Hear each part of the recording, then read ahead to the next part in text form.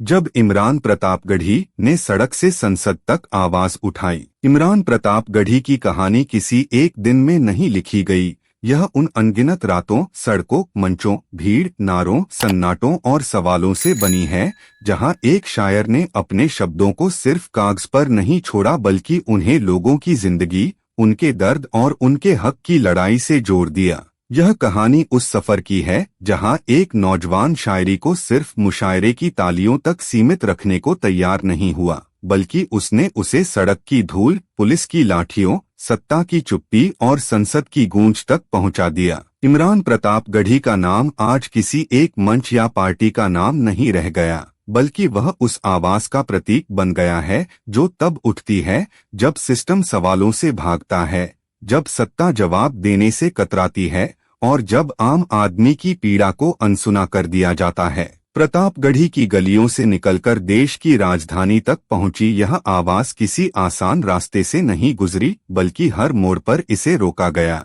दबाने की कोशिश हुई, कभी मुकदमे के जरिए, कभी गिरफ्तारी के जरिए और कभी बदनाम करने के हथकंडों से, लेकिन हर बार यह आवाज और ऊंची होकर लौटी। यह कहानी उसी टकराव की है जहां शायरी हथियार बनी और शब्दों ने सत्ता की दीवारों पर दस्तक दी। इमरान प्रतापगढ़ी का बचपन उत्तर प्रदेश के प्रतापगढ़ जिले की मिट्टी में बीता, जहां आम आदमी की जिंदगी संघर्ष से भरी होती है और सपने अक्सर हालात के बोझ तले दब जाते हैं। बचपन से ही उन्होंने अपने आसपास देखा कि कैसे गरीबी, भेदभाव और अन्याय लोगों की जिंदगी का हिस्सा बने हुए हैं। यही अनुभव उनके भीतर धीरे धीरे एक आग की तरह जलते रहे। पढ़ाई के दिनों में जब उन्होंने उर्दू शायरी से रिश्ता जोड़ा, तब यह रिश्ता सिर्फ गज़लों की नज़ाकत तक सीमित नहीं रहा, बल्कि उसमें सच्चाई की खुरदुराहट भी शामिल होती चली गई। उन्होंने महसूस किया कि शायरी सिर्फ इश्क और जुदाई की बातें करने का माध्यम नहीं है,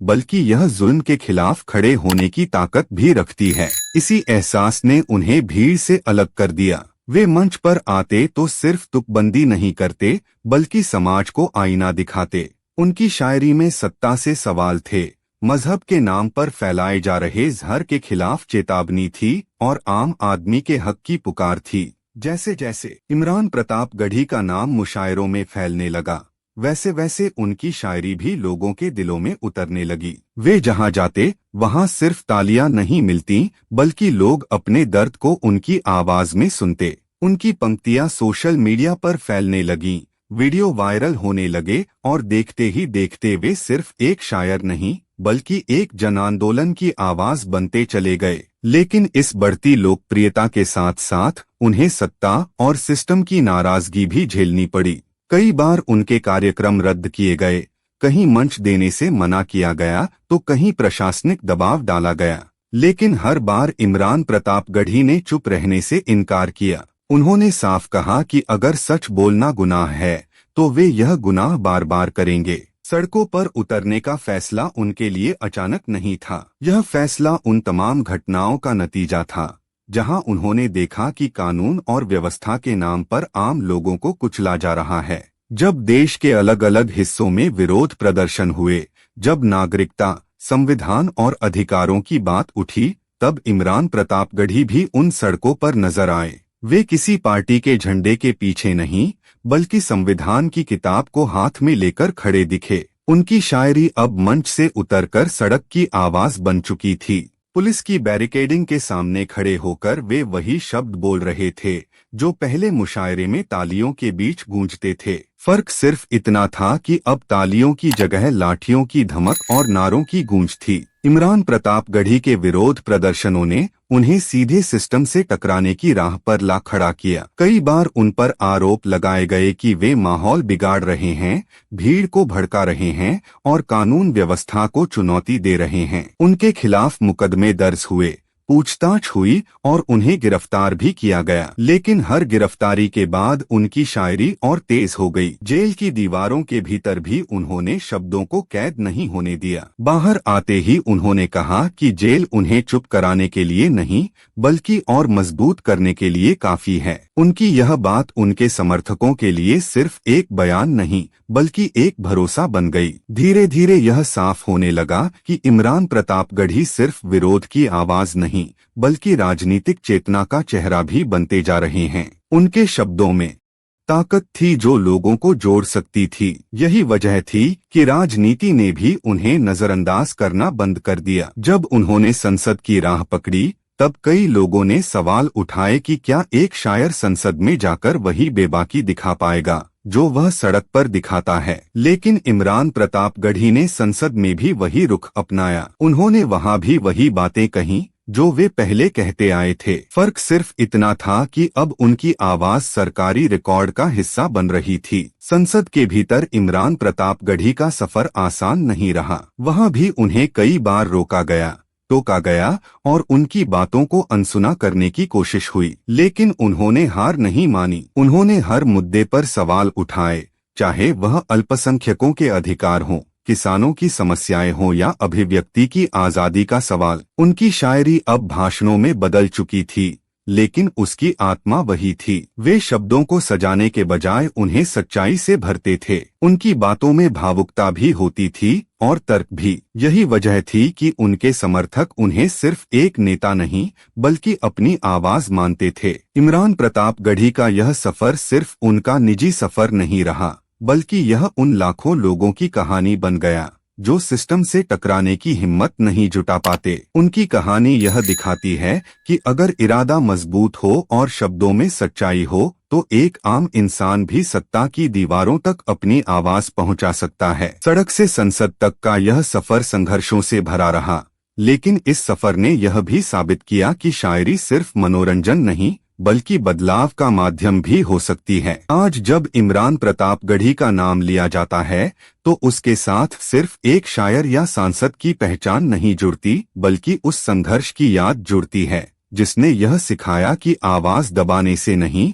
बल्कि सुनने से लोकतंत्र मजबूत होता है। उनकी कहानी अभी खत्म नहीं हुई है, यह कहानी अभी भी लिखी जा रही है। हर उस शब्द के साथ जो वे बोलते हैं, हर उस सवाल के साथ जो वे उठाते हैं और हर उस टकराव के साथ जो वे सिस्टम से करते हैं। यह कहानी हमें याद दिलाती है कि सड़क और संसद के बीच की दूरी तब मिटती है जब आवाज सच्ची हो और इरादे मजबूत हों। जहां यह कहानी थमी थी वहीं से आगे बढ़ते हुए यह साफ दिखने लगा कि इमरान प्रतापगढ़ी का सफर अब सिर्फ सवाल उठाने तक सीमित नहीं रह गया था, बल्कि वह उन सवालों के जवाब तलाशने और उन्हें सत्ता के सामने मजबूती से रखने की कोशिश में बदल चुका था। संसद के भीतर उनकी मौजूदगी ने यह साबित कर दिया कि सड़क पर उठी आवाज अगर ईमानदार हो तो वह कुर्सियों तक पहुंचकर भी अपनी धार नहीं खोती। कई लोगों को उम्मीद थी कि सत्ता के गलियारों में कदम रखते ही उनकी शायरी की आग ठंडी पड़ जाएगी, लेकिन ऐसा नहीं हुआ, बल्कि अब उनके शब्द और ज्यादा तौल के साथ बोले जाने लगे क्योंकि हर शब्द इतिहास का हिस्सा बनने लगा था। संसद में बैठकर उन्होंने महसूस किया कि सिस्टम से टकराव सिर्फ नारों से नहीं बल्कि धैर्य, रणनीति और लगातार दबाव बनाने से होता है। उन्होंने हर उस मुद्दे को उठाया जिसे अक्सर हाशिए पर धकेल दिया जाता था। जब अल्पसंख्यकों की बात आई तो उन्होंने सिर्फ भावनात्मक अपील नहीं की बल्कि संविधान के पन्नों को खोलकर दिखाया कि बराबरी का हक कोई एहसान नहीं बल्कि बुनियादी अधिकार है। जब किसानों की परेशानी सामने आई तो उन्होंने आंकड़ों के साथ साथ जमीन की सच्चाई भी रखी जिससे यह साफ हो सके कि नीतियों और हकीकत के बीच कितनी गहरी खाई है। इमरान प्रतापगढ़ी के भाषणों में शायरी का रंग अब भी मौजूद था, लेकिन वह सजावट के लिए नहीं बल्कि बात को दिल तक पहुंचाने के लिए थी। वे जानते थे कि संसद में हर कोई भाषण देता है, लेकिन हर कोई सुना नहीं जाता। उनकी पहचान ही उनकी ताकत बन गई थी। लोग उन्हें ध्यान से सुनते थे, चाहे समर्थन में हो या विरोध में। कई बार उनकी बातों पर हंगामा हुआ, टोकाटाकी हुई, लेकिन वे रुके नहीं। उन्होंने यह मान लिया था कि अगर शोर मच रहा है तो इसका मतलब है कि बात असर कर रही है। संसद के बाहर भी उनकी भूमिका कम नहीं हुई। वे लगातार जनता से जुड़े रहे। सड़क, मंच और सोशल मीडिया तीनों जगह उनकी मौजूदगी बनी रही। उन्होंने कभी यह दूरी नहीं बनने दी कि लोग उन्हें सिर्फ टीवी स्क्रीन पर देखने वाला नेता समझें। वे आज भी उन्हीं गलियों में जाते दिखे जहां से उनका सफर शुरू हुआ था। वहां वे सुनते थे, समझते थे और फिर वही बातें संसद में उठाते थे। इस आने जाने ने उन्हें एक सेतु बना दिया जनता और सत्ता के बीच। लेकिन इस रास्ते पर चुनौतियां और भी बढ़ गई थीं। अब विरोध सिर्फ प्रशासनिक नहीं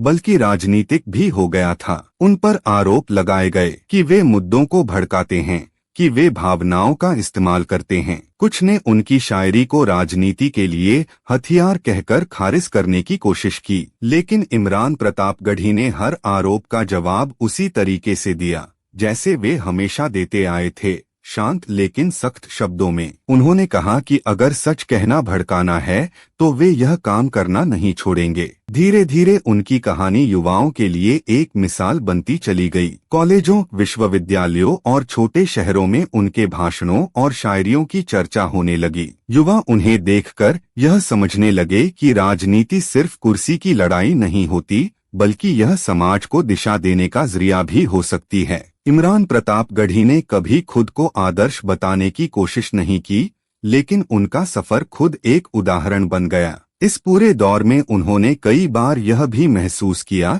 कि सत्ता के भीतर रहकर बदलाव लाना उतना ही मुश्किल है जितना बाहर से विरोध करना। कई प्रस्ताव अटके, कई सवालों के जवाब नहीं मिले, लेकिन उन्होंने हार नहीं मानी। उनका मानना था कि बदलाव एक दिन में नहीं आता, लेकिन अगर लगातार दस्तक दी जाए तो दरवाजा एक न एक दिन खुलता जरूर है। यही वजह थी कि वे हर सत्र में, हर मंच पर और हर मौके पर वही सवाल दोहराते रहे। समय के साथ इमरान प्रतापगढ़ी की पहचान और गहरी होती गई। वे सिर्फ विरोध की आवाज नहीं रहे, बल्कि संवाद की जरूरत बन गए। कई बार सत्ता पक्ष के लोग भी उनकी बातों को नजरअंदाज नहीं कर पाए। यह उनकी जीत नहीं, बल्कि लोकतंत्र की जीत थी। उन्होंने यह साबित कर दिया कि अगर आवाज में सच्चाई हो तो वह दीवारों से टकराकर वापस नहीं लौटती, बल्कि रास्ता बना लेती है। यह दूसरा पाठ उस सफर का है जहां सड़क से उठी आवाज संसद में गूंजने के बाद भी थमी नहीं,